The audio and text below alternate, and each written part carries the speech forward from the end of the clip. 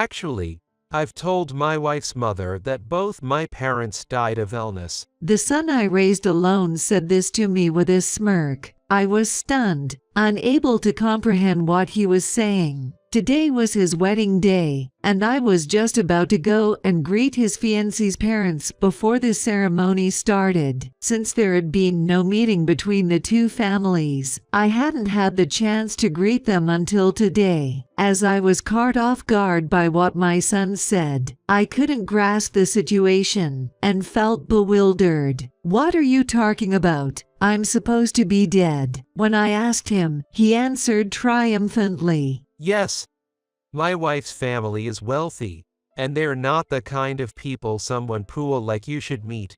I hated the idea of them having to deal with you, so I buried your existence, you know." "Then why did you invite me to the wedding? If you wanted me to be considered dead, my being here would be inconvenient for him." Then my son burst out laughing. "Maybe to torment you. I wanted to make you suffer. Of course, you're not allowed to attend the ceremony." "Oh, this is so funny." His mocking laughter reminded me so much of my ex-husband. Feeling a chill throughout my body, I suddenly became calm and looked at my son with cold eyes. He continued to laugh, oblivious to my reaction, and blurted out, "Now I can finally cut ties with a grandma I hate. Just disappear." At my son's declaration of disownment, a smile inadvertently escaped me. I'd been waiting for those words. "Huh?" My son looked puzzled. I firmly told him, "As you wish, let's sever our ties. I'm leaving now. My name is Tiffany. I'm 52 years old. I have a husband whom I married after an office romance. His name is David. We worked in different departments, but David was a celebrity in the office, so I had known about him since I first joined the company. This was because David had a handsome face and a friendly demeanor, which made him very popular among women. I had been quietly attracted to David from the beginning. One day, there was a joint drinking party with David's department, and that's where we quickly hit it off. David and I happened to be from the same hometown, so the conversation flowed easily, and we really clicked. Soon after, David confessed his feelings to me, and I vividly remember feeling over the moon with this unexpected turn of events. Of course, I accepted, and that's how we started dating. My relationship with David was going perfectly. He was always calm, and we got along so well that we never even had a single argument. Then, exactly 1 year from when we started dating on day, David took me to a well-known restaurant with a beautiful night view. As we were nearing the end of our meal, David, looking nervous, began to speak. "Tiffany, I'm truly happy that I met you. If you're willing, would you marry me? I think we could make a great couple," he said as he opened a box with a ring in it, creating a scene straight out of a drama. With tears of joy, I accepted, and he placed the engagement ring on my left ring finger. Soon after, we registered our marriage, had a grand wedding ceremony, and received blessings from many people. At that moment, I felt like I was the happiest person in the world. I had no doubt that David and I would live a happy life together. However, my hopes were quickly shattered. Right after we got married, David began staying away from home, claiming he had overtime work or business dinners. Moreover, the once kind David suddenly became distant and indifferent towards me. "Hey, David, can you come home early today? Let's have dinner together. I'm thinking of making your favorite beef stew." "Shut up. Just eat by yourself. I think I'll be late again tonight. All right, I'm off to work." He slammed the door as I stood alone in the entryway. Confused by David's sudden change, I couldn't comprehend what was happening. Since David wanted me to, I had quit my job to become a full-time homemaker, and I spent my days alone at home, tirelessly doing housework. During these lonely days, I was thrilled to discover I was pregnant. I hoped that maybe David would come home earlier once our child was born. Time passed, and 3 days after the expected due date, I gave birth to a healthy boy. We named him Eugene, and David, holding our newborn Eugene like a treasure, was moved to tears. Seeing him like this, I thought we could live happily as a family of 3. However, he soon started staying away from home again and stopped contributing much money to the household. Suspicious of David's actions, I decided to take a drastic step and follow him. After leaving Eugene with my parents, I followed David after he left work and saw him stop in front of an apartment. When he rang the bell, a beautiful woman came out from inside. David and the woman smiled at each other and went inside together. He was having an affair. As I reeled from the reality before my eyes, something inside me snapped. After that, I acted quickly. I used my savings from before I was married to hire a private investigator to look into David's activities. Soon, they gathered evidence that David was having an affair with that woman. Apparently, the woman's name was Jessica, and she seemed to be his classmate from college. I confronted David immediately to demand an explanation, but he was defiant. Yay, that's right. I've been with Jessica for years, long before I married you. But you know, Jessica is high maintenance and hopeless at household chores. So she's not really suitable as a marriage partner. In contrast, you're plain and domestic, which made you perfect as a wife in the sense of a housekeeper. That's why I married you. Plus, my parents were nagging me to get married. David never loved me from the beginning. I was merely chosen because I wouldn't cost much and was suitable as a housekeeper. His appalling words left me feeling devastated. Who else would marry someone ugly like you? Have you ever looked in the mirror? Someone at your level getting married to me? There had to be a catch, right? With that, David burst into laughter. Was he always this hideously joyful? Is Jessica the reason you stopped bringing money home? Somehow managing to muster my voice, I asked. Exactly. Jessica's into the latest trends and loves fashion, so she's always asking me for bags, cosmetics, and stuff. Honestly, her looks and body are top-notch, but it costs a fortune, LOL. But I end up buying them for her anyway. David's face as he said this was smug and vulgar. Please, let's get a divorce. When I finally said it, David snorted in disdain. Yay, whatever. I never loved you or anything. Oh, what a mistake marrying you was. It was all meaningless, just a waste of time. David never apologized. Instead, he continued to hurl abuse at me until the end. After that, I demanded alimony and child support from David and divorced him. However, David, who always disliked saving money, soon fell behind on payments. He seemed to have quit his job and disappeared, so I couldn't bring a lawsuit against him. All I could do was pull myself together and focus on raising Eugene well, trying to forget about David. When Eugene turned 1, I placed him in daycare and managed to find a job and started working again. From then on, I raised Eugene on my own. It was tough managing work, household chores, and childcare all by myself, but I did my best not to let Eugene feel the strain of being raised by a single parent. Until he finished elementary school, Eugene was a well-behaved, mother-loving child. Though he was a bit mischievous, he had almost no troubles with friends, and we managed to live quietly and peacefully together. However, when he started middle school, Eugene began to verbally abuse me. Useless old hag.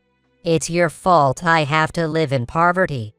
My life is a mess because of you, damn old hag. As he ransacked the room, Eugene screamed these things unilaterally at me. Come on, Eugene, calm down. Let's talk this through. Even as I tried to soothe him, he wouldn't listen, and instead yelled, "Shut up," and struck me. Though still a middle schooler, Eugene was almost as big as an adult man, and his punch knocked me to the ground, groaning. Looking down at me, Eugene muttered with utter disgust, "You make me sick, old lady." Then, he retreated to his room. This happened repeatedly. Despite my attempts to reach out, Eugene firmly kept his heart closed off to me. Verbal abuse and violence were the norm, and Eugene often deliberately threw all the food I cooked right into the trash in front of me. Seeing my shocked expression, Eugene laughed maniacally, his face resembling his father's when confronted about his affair. Tired of Eugene's behavior, living with him became increasingly painful for me, and gradually, my affection for Eugene faded away. Still, I felt a responsibility to take care of him until he was an adult, so I scrimped and saved desperately to gather funds for his college expenses. Eugene got into his college of choice and began living on his own as soon as he started university. Hag, you're going to miss me leaving, ho?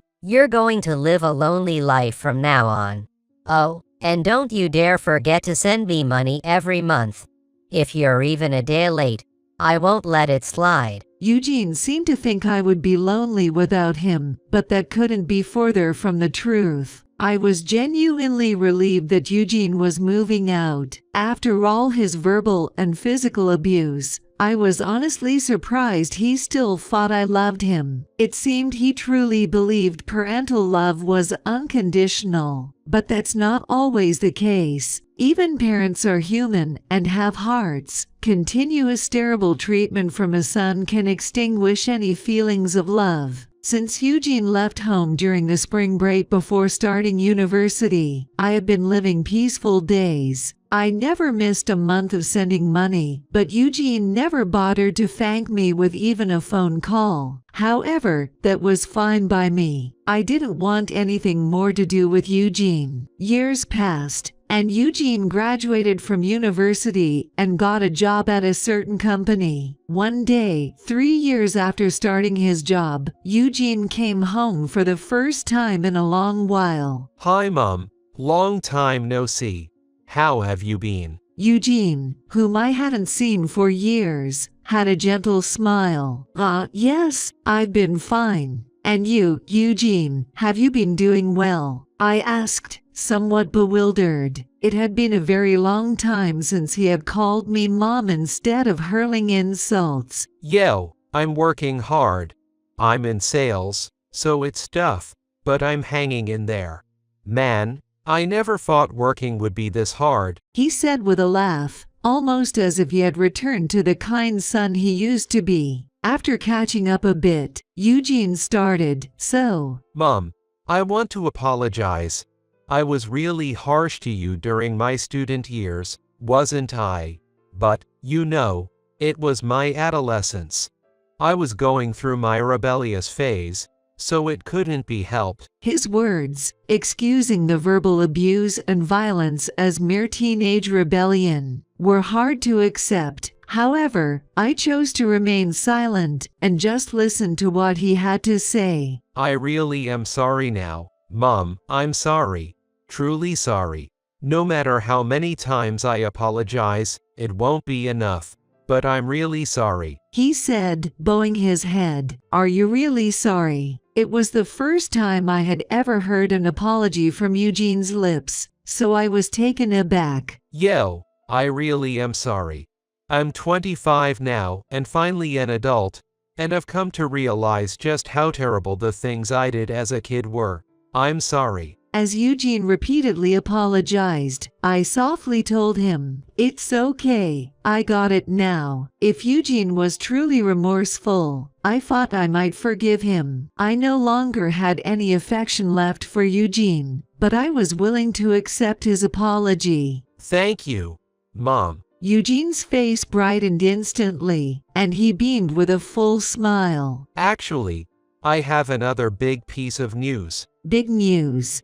I tilted my head, curious about what it could be. I'm getting married. Really? I was surprised. I hadn't imagined Eugene getting married. But then again, Eugene was already 25 years old. It wasn't strange for him to decide to marry at this age. She's someone I met through work. Her name is Sarah. And she's really cute and a great person. Eugene said with a happy smile. That's wonderful. Congratulations. As I congratulated him, Eugene's smile seemed to twist slightly. His smile twisted slightly, looking insincerely smug, which gave me a bad feeling. And indeed, my intuition was about to be proven right. Mom, I have a favor to ask. What is it? I felt uneasy inside but asked calmly. Could you give me a wedding gift? Look, I just apologized for my past behavior, so we're even, right? You're my only parent, after all, so a little celebration money would be appropriate, right? I mean, even though we lived poorly, you must have some savings, right?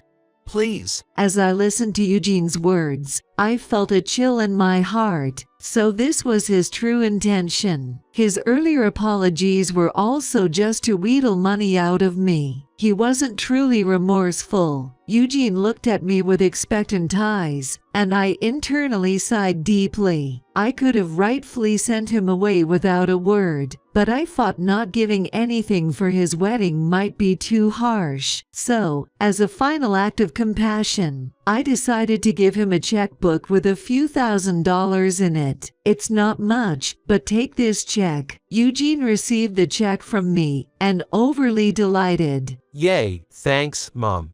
Well, I've got what I needed, so I'm heading out now.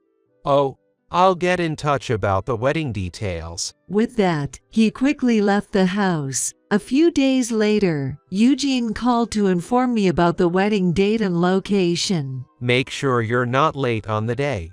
See ya. Wait a minute. I got the time and place for the wedding, but isn't there going to be a meeting between the two families first? I haven't even met your fiancée, Sarah, yet. I asked because it's usual to have a meeting between families before the wedding, but Eugene started laughing. Oh yeah, the meeting. Well, her parents are busy people, so it doesn't look like it's going to happen. We'll just meet on the wedding day, all right? Though I felt uneasy about Eugene's attitude, I thought it must be unavoidable if they were busy, and I accepted it. Okay, I understand. What about Sarah then? Sarah's also busy, you know, with all the wedding prep and stuff. What was it? Oh yeah, she's going to bridal beauty treatments and all, so it's fine to meet her on the wedding day too. All right. If Sarah and her parents are okay with that, then I don't mind. And so, I ended up going to the wedding day without having met Eugene's fiancée or her parents. As I arrived at the wedding venue and was about to greet Eugene's fiancée's parents before the ceremony, I was called from behind. Hey, Mom. Where are you going? I turned around to find Eugene. I was going to greet your fiancée's parents. You know, since we haven't had a family meeting yet, I haven't had the chance to greet them. When I said this, Eugene coldly snapped back. There's no need for that. Who said you could just go greet them on your own? What? But it's just polite to greet them, I replied, confused, but Eugene smirked cruelly, much like he did in his student days. My fiancée's parents aren't the type of people a poor person like you should be greeting. Her family is wealthy, from a completely different world than you. Saying that, Eugene looked toward the entrance of the venue and waved to someone. Hey, Dad. Over here, over here. Following Eugene's gaze reflexively, I saw the last person in the world I wanted to encounter walking towards us. Eugene, congratulations on your wedding. The grinning man was my ex-husband, David. Why, I was speechless. I had no idea Eugene and David were connected. I was stunned. David looked at me and scoffed mockingly. Long time no see, Tiffany. You're as plain and ugly as ever. Getting older and all these wrinkles and spots. You're totally an old hag now, aren't you? LOL. But hey, you look younger than I expected. I thought you'd look even more miserable. It seems you haven't changed at all. I meant his character, but David, misunderstanding, laughed happily. Right. I make an effort to stay young. Still a handsome guy, right? I'm still irresistible to women, you know. Right. Exasperated, that was all I could manage to say. Thanks for coming today, Dad. Eugene smiled at David, and David returned a beaming smile to Eugene. They ignored me and chatted amiably. When their conversation paused, Eugene turned to me and declared, From now on, he's my only parent. Actually, my fiancé's parents think my mother died of an illness. "What are you talking about? Then why did you invite me today?" I asked, but Eugene burst into laughter. Maybe to torment you. I wanted to make you suffer. Of course, you're not allowed to attend the ceremony. This is so funny. David joined Eugene in laughter. Their mocking laughter was indeed very similar. Now I can finally cut ties with the old hag I hate. Just disappear. At Eugene's declaration of disownment, a smile inadvertently escaped me. I'd been waiting for those words. Huh?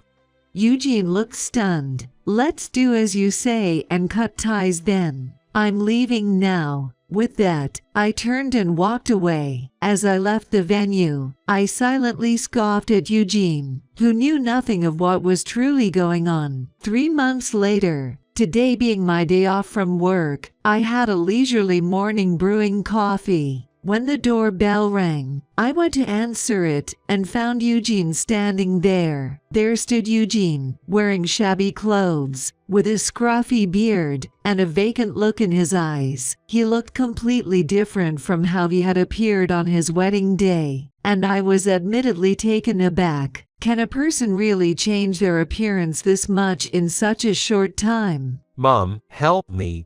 Please, just let me come inside for now. "I won't let you inside. We can talk here, so please keep it brief." With a feeble voice, Eugene pleaded for help, and I responded firmly. Eugene, still with vacant eyes, began to speak. Actually, Dad suddenly told me he has a huge debt and asked if I could help out. I was shocked, but I asked Sarah for help. Since she's wealthy, I thought she'd happily pay off her husband's father's debts, but Sarah refused, and on top of that, she said she didn't think she knew me at all, and called off the engagement. It appears that Eugene was begged by David to help with the debt repayment, and when he turned to his wealthy fiancée, she firmly refused and even broke off their engagement. I had no idea Dad had any debts. I had never heard such a thing. As Eugene told me this while crying, I quietly asked, "How long have you been meeting with your father?" Since I started middle school. He approached me on my way home from school. It seems that David had been ambushing middle school Eugene. Since I divorced David when Eugene was an infant, it was natural that Eugene wouldn't remember David's face. However, Eugene came to believe David was his father after being shown an old photo that David had kept. It seems the photo was a family snapshot taken shortly after Eugene was born, featuring the 3 of us. I was surprised that David still had such a photo, but he probably kept it thinking it might be useful someday. I can assert that he didn't keep that photo out of affection. Then, Dad told me a lot of bad things about you, and I believed them. What kind of bad things did he say? I could guess what they might be, but I asked anyway. He told me things like, "You're poor because you're with your mom." Poor thing. It seems Eugene had been fed lines by David such as, "You're poor because you're with your mom. You would have a better life if you lived with me. And I really wanted to take custody of you, but your mom forcibly took it away." This was why Eugene started to verbally and physically abuse me from around the time he started middle school. Dad always said he was wealthy and wore expensive-looking suits, so I completely trusted everything he said.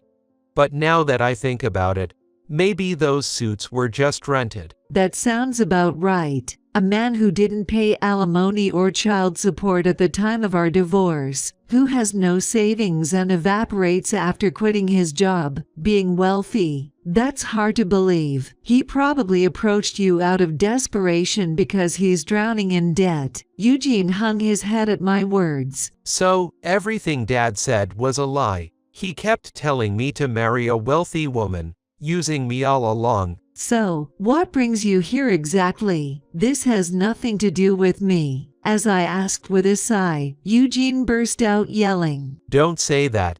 Actually, Sarah was related to an important client at the company I worked for. Trying to marry her while hiding my real father's huge debt, and then getting dumped for asking her for money, has spread all over the company, and I'm about to be fired. Dad keeps asking me for money, and I feel like I'm losing my mind. Mom, please help me. Even as Eugene pleaded with tears and snot running down his face, I felt no pity. There's nothing I can do for you. We're disowned, remember? But I apologize.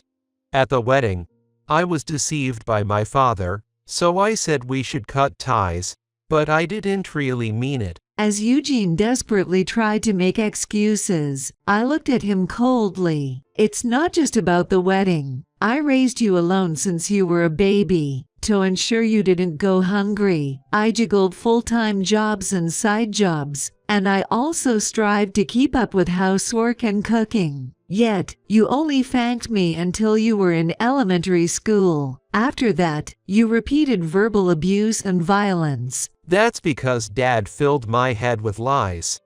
I've already apologized for that, haven't I? While he did apologize, it was only to extract a wedding gift from me, not out of genuine remorse. I let out a heavy sigh. You've never truly apologized to me. Besides, no amount of lies justifies the verbal abuse and violence you directed at me. Furthermore, I repeatedly tried to face him, but he did not answer me in the slightest. I have no love left for you. Even seeing you in this broken state doesn't stir any desire to help you. Please leave. As I firmly stated this, Eugene's face turned red with anger, and he shouted, Don't joke with me. Aren't you my mother? A mother should help her child.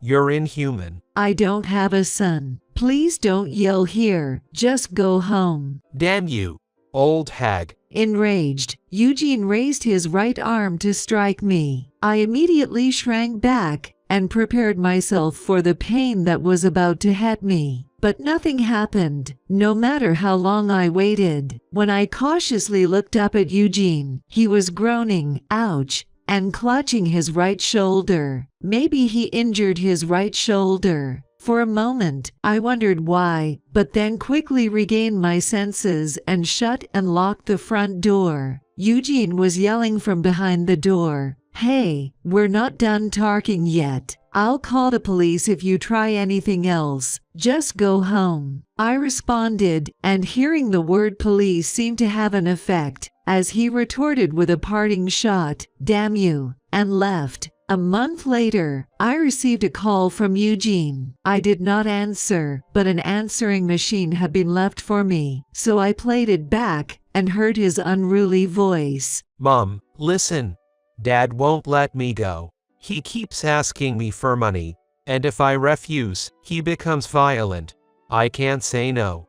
He's taking most of my paycheck. The way Eugene showed signs of a shoulder injury when he appeared last month might have been due to David's violence. Even though I realized this, I certainly didn't feel any sympathy for Eugene. Violence was something he had inflicted on me endlessly. David is taller and more physically fit than Eugene, and having practiced judo in his youth, Eugene probably stands no chance against him. I could imagine that he was probably unable to fight back. Dad seems to have a gambling addiction. Even though I give him money, he spends it before he can pay off any debts. The debt never decreases. He won't stop gambling either. I managed to keep my job, but I was demoted to a less important position, So even though my salary is low, Dad takes so much that I can't save anything. I might be reaching my breaking point. Eugene was sobbing, and it was clear he was desperate. Mom, please, lend me some money. Save me. I'm begging you. It's a lifetime request. That's where the voicemail ended. After listening to the voicemail, I immediately blocked Eugene's number. There's no way I would lend him money, and I want nothing to do with him anymore. Months later, one of Eugene's co-workers came to see me, and I learned what is he up to. Eugene had secretly recorded David's verbal abuse and violence, and after submitting this evidence to the police, David was arrested for assault. He'll be spending some time in prison. However, Eugene's mental state deteriorated, and he eventually collapsed, leading to his admission into a psychiatric ward. About a week ago, I happened to see Eugene. As I was driving past his workplace, I saw a man in a disheveled suit, looking gaunt and emaciated. It took me a moment to realize it was indeed Eugene. From a distance, it was clear he was living a miserable life, but it turned out he had been admitted to a hospital. Still, I thought it was just desserts. I hope he uses his time in the hospital to reflect seriously on his actions. Though, knowing Eugene, real reflection might be too much to expect. In any case, it no longer concerns me. Eugene's coworker told me that he had asked him to come to me if anything happened. Eugene probably wants me to look after him and manage his finances while he's hospitalized, but I firmly refuse.